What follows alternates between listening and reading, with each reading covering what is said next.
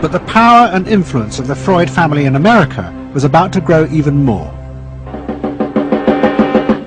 Politicians were about to turn to Anna Freud's cousin, Edward Bernays, for help in a time of crisis. He was going to manipulate the inner feelings and fears of the masses to help America's politicians fight the Cold War. I don't mean to say, and no one can say to you, that there are no dangers. Of course there are risks if we are not vigilant. But we do not have to be hysterical. In 1953, the Soviet Union exploded its first hydrogen bomb, and the fear of nuclear war and communism gripped the United States. Those in power became concerned about how to reassure the population. Committees were set up and public information films made, appealing for calm in the face of new threats, like nuclear fallout. It's the fallacy of devoting 85% of one's worrying capacity to an agent that constitutes only about 15% of an atomic bomb's destroying potential. At this point, Edward Bernays was living in New York. In the 1920s, he had invented the profession of public relations and was now one of the most powerful PR men in America. He worked for most of the major corporations and advised politicians, including President Eisenhower. Like his uncle Sigmund, Bernays was convinced that human beings were driven by irrational forces. The only way to deal with the public was to connect with their unconscious desires and fears.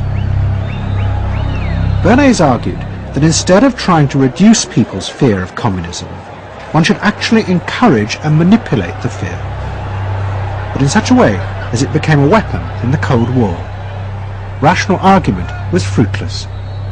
What my father understood about groups is that they are manipulable, they're malleable, and that you can tap into their deepest desires or their deepest fears and use that to your own purposes.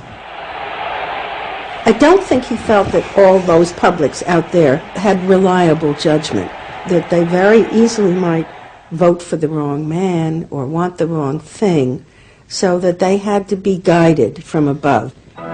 One of Bernays' main clients was the giant United Fruit Company. They owned vast banana plantations in Guatemala in Central America. For decades, United Fruit had controlled the country through pliable dictators. It was known as a banana republic. But in 1950, a young officer, Colonel Arbenz, was elected president.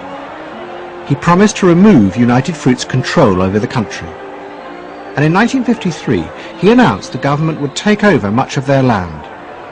It was a massively popular move, but a disaster for United Fruit, and they turned to Bernays to help get rid of Arbenz.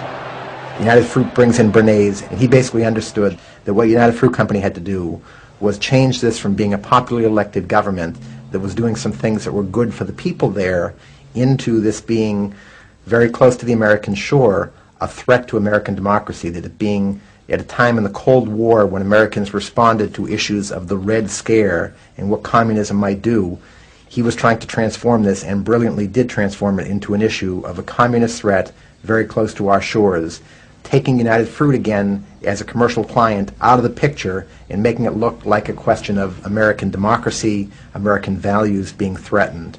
In reality, Arbenz was a democratic socialist with no links to Moscow.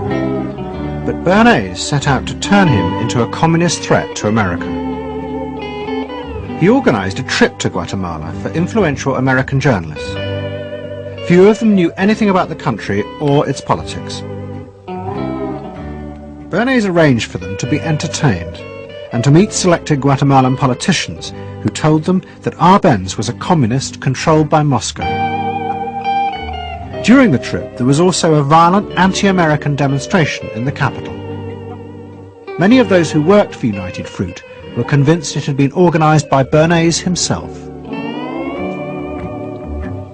He also created a fake independent news agency in America called the Middle American Information Bureau. It bombarded the American media with press releases saying that Moscow was planning to use Guatemala as a beachhead to attack America. All of this had the desired effect. In Guatemala, Guatemala, the Jacob Arbenz regime became increasingly communistic after its inauguration in 1951. Communists in the Congress and high governmental positions controlled major committees, labor and farm groups, and propaganda facilities. They agitated and led in demonstrations against neighboring countries and the United States.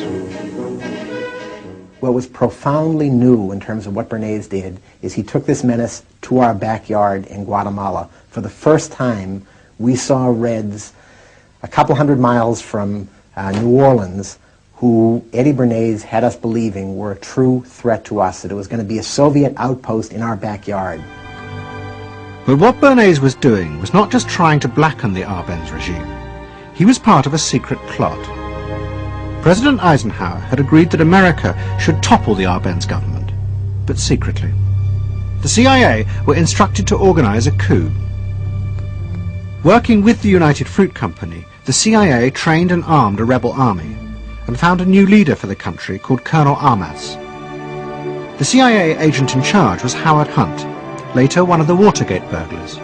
What we wanted to do was have a terror campaign to terrify Arbenz particularly, terrify his troops, much as the German Stuka bombers terrified the population of Holland, Belgium, and Poland at the onset of World War II, and just rendered everybody paralyzed.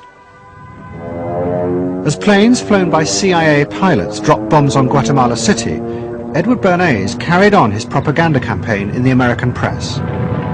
He was preparing the American population to see this as the liberation of Guatemala by freedom fighters for democracy. He totally understood that the coup would happen when the public and the press, when conditions in the public and the press allowed for a coup to happen, and he created those conditions. He was totally savvy in terms of just what he was helping create there in terms of this overthrow. But ultimately he was reshaping reality, reshaping public opinion in a way that's undemocratic and manipulative. On June the 27th, 1954, Colonel Arbenz fled the country, and Armas arrived as the new leader. Within months, Vice President Nixon visited Guatemala. In an event staged by United Fruit's PR department, he was shown piles of Marxist literature that had been found, it was said, in the presidential palace. This is the first time in the history of the world that the communist government has been overthrown by the people. And for that we congratulate you and the people of Guatemala for the support they have given. And we are sure that under your leadership, supported by the people whom I have met by the hundreds on my visit to Guatemala, that Guatemala is going to enter a new era in which there will be prosperity for the people together with liberty for the people. Thank you very much for allowing us to see this exhibit of communism in Guatemala. You're welcome. And for dinner, see what Mother has for dessert. Banana gingerbread shortcake. Just another of the many tempting ways in which this nutritious fruit can be prepared. So now that you've seen where bananas come from before they reach your table, our journey to Banana Land is ended. We hope you enjoyed the trip. We know you like bananas. Bernays had manipulated the American people, but he had done so because he, like many others at the time, believed that the interests of business and the interests of America were indivisible, especially when faced with the threat of communism. But Bernays was convinced that to explain this rationally to the American people was impossible, because they were not rational. Instead, one had to touch on their inner fears and manipulate them in the interests of a higher truth.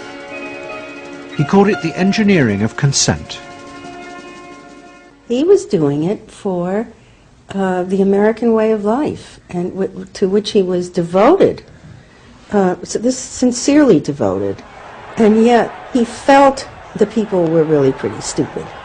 And that's the paradox. If you don't leave it up to the people themselves, but force them to choose what you want them to choose, however subtly, then it's not democracy anymore. It's something else. It's being told what to do. It's that old authoritarian.